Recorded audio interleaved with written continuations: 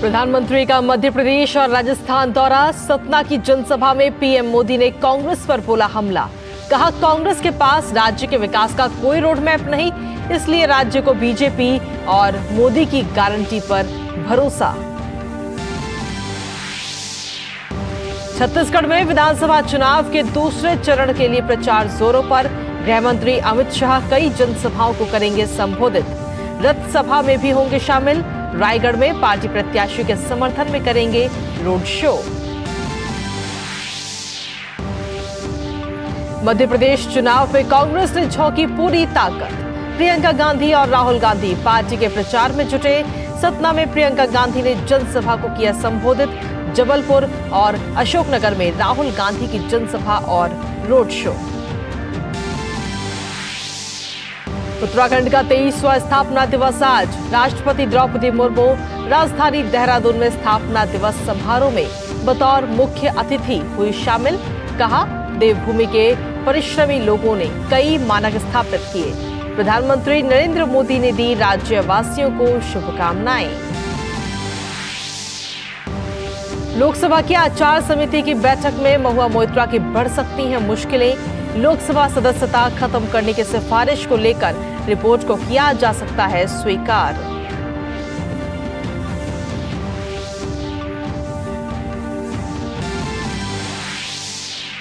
अंतर्राष्ट्रीय खबरों में इजराइल और हमास के बीच संघर्ष जारी। नेतन्याहू ने कहा बंधकों की रिहाई के बिना कोई युद्ध विराम नहीं। वहीं गजा में पहुंची आवश्यक चिकित्सा सामग्री की दूसरी खेप। 37वें राष्ट्रीय खेलों का आज गोवा में समापन। उपराष्ट्रपति जगदीप धनखड़ बतौर मुख्य अतिथि होंगे समारोह में शामिल। महाराष्ट्र ने पदक तालिका में हासिल किया पहला स्थान। उत्तराखंड में आयोजित होंगे अगले राष्ट्रीय खेल।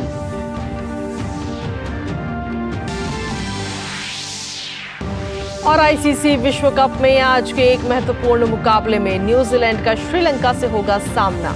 सेमीफाइनल में पहुंचने की अपनी उम्मीदों को बरकरार रखने के लिए न्यूजीलैंड के लिए मैच जीतना बेहद जरूरी। नमस्कार, स्वागत है आप सभी का। डीडी न्यूज आप देख रहे हैं और मैं हूं कृतिका। देश दिन भर की तमाम खबरों को लेकर हाजिर हूं मैं और बुलेटिन की शुरुआत करेंगे विधानसभा चुनावों से जुड़ी खबरों के साथ, जनादेश के साथ।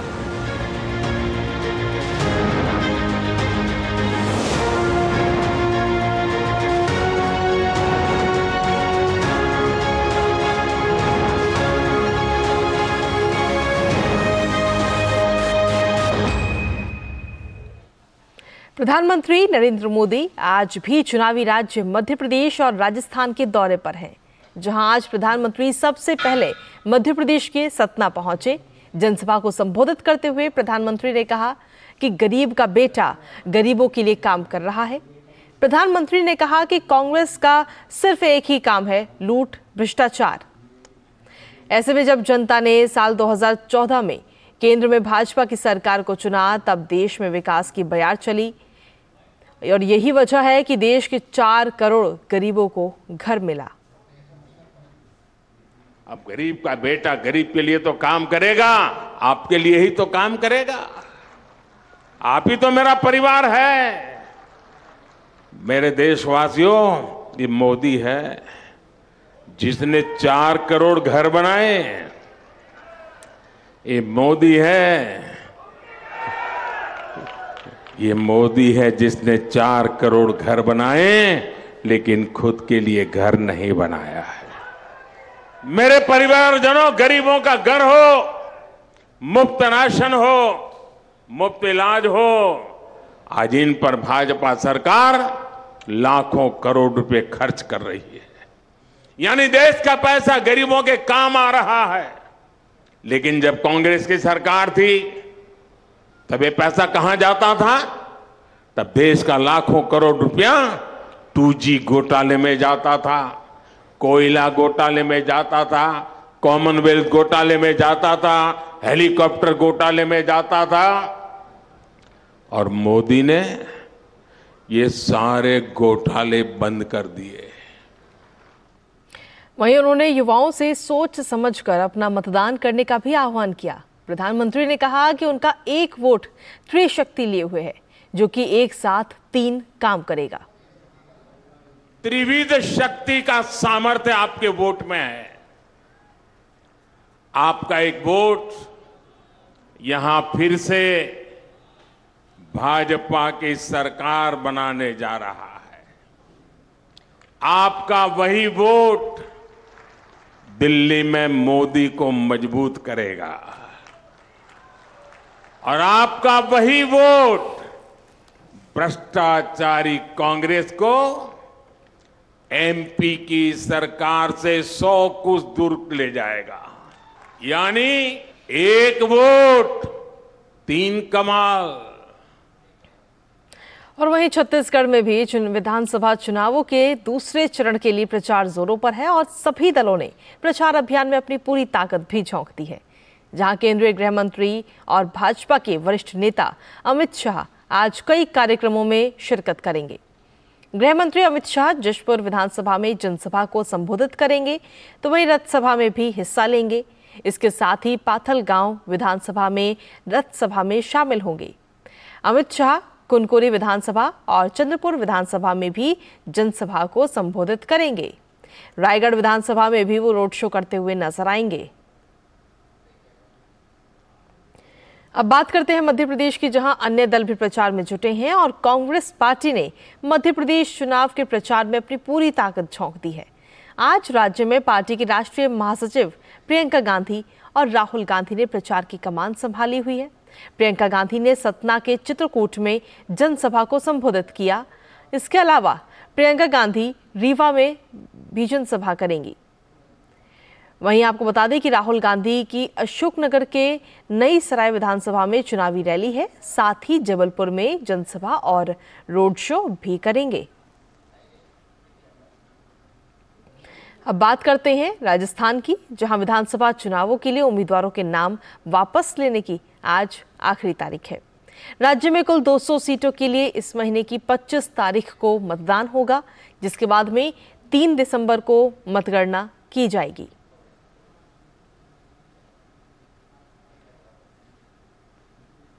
और चलिए अब बात करते हैं तेलंगाना की, तो यहाँ विधानसभा चुनावों के लिए उम्मीदवार शुक्रवार तक नामांकन पत्र दाखिल कर सकते हैं।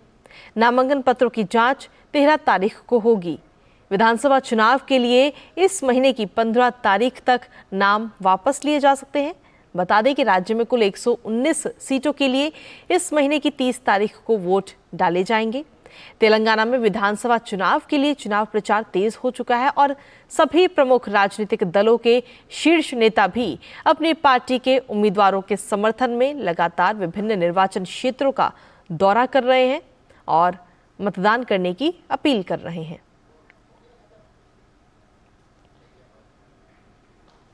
उत्तराखंड आज अपना 23वां स्थापना दिवस मना रहा है और दरअसल आपको बता दें कि आज ही के दिन साल 2000 में उत्तराखंड उत्तर प्रदेश से अलग होकर देश का 27वां राज्य बना था।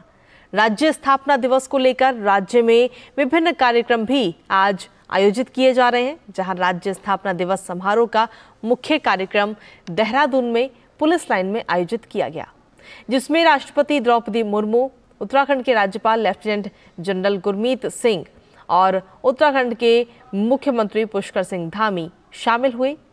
इस समारोह को संबोधित करते हुए राष्ट्रपति ने कहा कि देवभूमि के परिश्रमी लोगों ने कई मानक स्थापित किए हैं।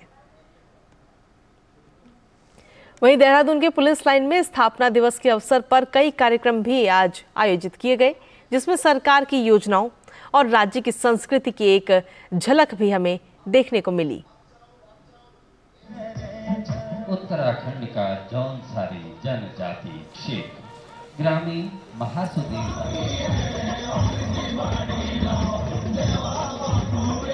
एवं मां सरस्वती विद्या का प्रतीक है, उसी प्रकार लखपति बत्ती दीदी हमारा प्रस्तुत झांकी में पिथौरागढ़ जनपद स्थित ग्राम गुंजी में प्रस्ताव। इसके पश्चात आ रही है महिला सशक्तिकरण। इसके समक्ष वात्सल्य सदन दर्शाती महिला सशक्तिकरण एवं बाल विकास की झांकी। वहीं प्रधानमंत्री नरेंद्र मोदी ने उत्तराखंड स्थापना दिवस पर राज्यवासियों को शुभकामनाएं दी। प्रधानमंत्री ने सोशल मीडिया साइट एक्स पर लिखा, भारतीय संस्कृति और परंपरा की समृद्धि में देवभूमि उत्तराखंड का अमूल्य योगदान है।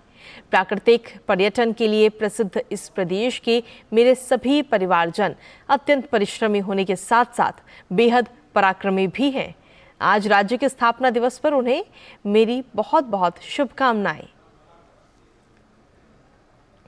और वहीं गृह मंत्री अमित शाह ने भी उत्तराखंड स्थापना दिवस पर शुभकामनाएं देते हुए एक्स पर लिखा कि प्राकृतिक सौंदर्य और अध्यात्म की पावन धरा उत्तराखंड के स्थापना दिवस की सभी प्रदेशवासियों को हार्दिक शुभकामनाएं। मोदी जी के मार्गदर्शन में श्री पुष्कर सिंह धामी की सरकार देवभूमि उत्तराखंड की प्रगति और जनता के कल्याण के लिए नए कीर्तिमान स्थापित कर रही है। मैं प्रदेश की निरंतर खुशहाली की कामना करता हूं। उत्तराखंड स्थापना दिवस पर राज्य के मुख्यमंत्री पुष्कर सिंह धामी ने भी राज्यवासियों को शुभकामनाएं दी। सोशल मीडिया साइट एक्स पर मुख्यमंत्री धामी ने लिखा, उत्तराखंड राज्य स्थापना दिवस की आप समस्त प्रदेशवासियों को हार्दिक बधाई एवं शुभकामनाएं। इस शुभ अवसर पर अपने प्राणों की आहुति देने वाले अमर शहीदों एवं पृथक राज्य आंदोलनकारियों को श्रद्धा पूर्वक नमन करता हूं।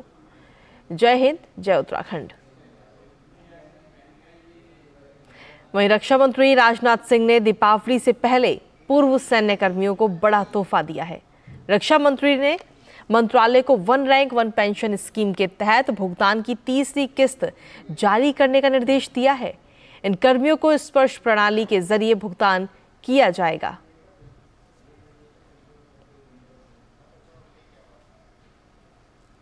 और बुलेटिन में आगे बढ़ते हुए अब अन्य खबरों का रुख करते हैं। सवाल के बदले पैसे लेने के आरोप में घिरी टीएमसी सांसद महुआ मोइत्रा की मुश्किलें अब बढ़ती हुई नजर आ रही हैं।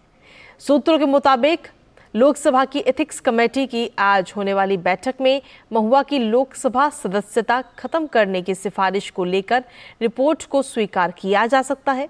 भाजपा सांसद निशिकांत दुबे ने 15 अक्टूबर को लोकसभा स्पीकर ओम बिरला को चिट्ठी लिखी थी और इसमें उन्होंने आरोप लगाए थे कि महुआ ने संसद में सवाल पूछने के लिए बिजनेसमैन दर्शन हीरानंदानी से पैसे और तोहफे लिए थे। इस मामले को स्पीकर ने एथिक्स कमेटी को भेज दिया गया था। महुआ मोइत्रा इस मामले में 2 नवंबर को एथिक्स कमेटी के सामने पेश भी हुई थी। पहले इन आरोपों को महुआ ने गलत बताया था। हीरानंदानी के कबूलनामे के बाद महुआ ने भी माना कि उन्होंने अपने अकाउंट का लॉगिन पासवर्ड हीरानंदानी को शेयर किया था। वहीं सांसदों और विधायकों के खिलाफ लंबित आपराधिक मुकदमों के जल्द निपटारे के लिए बनाई गई स्पेशल कोर्ट की निगरानी का जिम्मा सुप्रीम कोर्ट ने अब हाई कोर्ट को सौंपा है। सर्वोच्च न्यायालय ने हाई कोर्ट के चीफ जस्टिस को निर्देश दिया कि वो स्पेशल कोर्ट में चल रहे मुकदमे की प्रगति पर नजर रखने के लिए स्पेशल बेंच का गठन करें। इसके साथ ही बेंच नियमित अंतराल पर सुनवाई करके ट्रायल कोर्ट से रिपोर्ट तलब करे और हाई कोर्ट अपनी वेबसाइट पर केस दायर होने की तारीख और पेंडिंग केस का भी ब्यौरा डाले। दोषी करार दिए जाने वाले नेताओं के चुनाव लड़ने पर आजीवन प्रतिबंध की मांग पर सुप्रीम कोर्ट फिलहाल अलग से सुनवाई करेगा। और बुलेटिन में आगे बढ़ते हुए बात करते हैं दिल्ली के प्रदूषण की। दरअसल राजधानी दिल्ली में वायु प्रदूषण लगातार बढ़ रहा है। दिल्ली में वायु गुणवत्ता गंभीर श्रेणी में बनी हुई है। केंद्रीय प्रदूषण नियंत्रण बोर्ड के अनुसार दिल्ली में आज भी वायु गुणवत्ता सूचकांक 400 के पार दर्ज किया गया। आनंद विहार में 432, आरके पुरम में 453, पंजाबी बाग में 444 और ITO में AQI 441 दर्ज किया गया। इस बढ़ते प्रदूषण की वजह से आज से 18 नवंबर तक सभी स्कूल शीतकालीन अवकाश के लिए भी बंद कर दिए गए।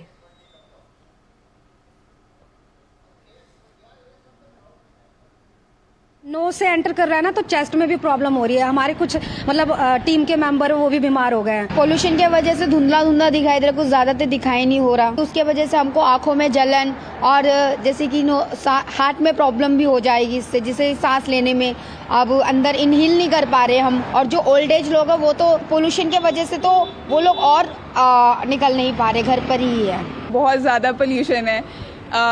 अभी तक तो धूप बाहर निकल जानी चाहिए थी। धूप तो टच ही नहीं करती है ग्राउंड को। It's not healthy. लोग सुबह मॉर्निंग वॉक करते हैं, but I think it is doing more harm. दरअसल दिल्ली एनसीआर इन दिनों वायु प्रदूषण की चपेट में है और वायु प्रदूषण की वजह से स्वास्थ्य से जुड़ी हुई कई समस्याएं भी अब लगातार सामने आ रही हैं और इसी को ध्यान में रखते हुए आरएमएल अस्पताल में विशेष ओपीडी शुरू किया गया है। हफ्ते में एक दिन चलने वाले इस ओपीडी में 5 विभाग के डॉक्टर बैठेंगे। ये ओपीडी हर सोमवार को 2 बजे से लेकर 4 बजे के बीच चलेगा।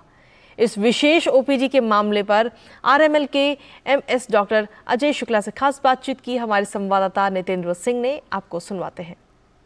यार में पॉल्यूशन की वजह से बहुत सारी स्वास्थ्य से जुड़ी समस्याएं देखने को आ रही हैं और इन समस्याओं से निपटने के लिए आरएमएल अस्पताल में एक अलग से विशेष ओपीडी चलाया जा रहा है। हालांकि अभी शुरुआत में हफ्ते में एक दिन चलेगा और इस पर बात करने के लिए हमारे साथ medical superintendent doctor Ajay Shukla sir हैं।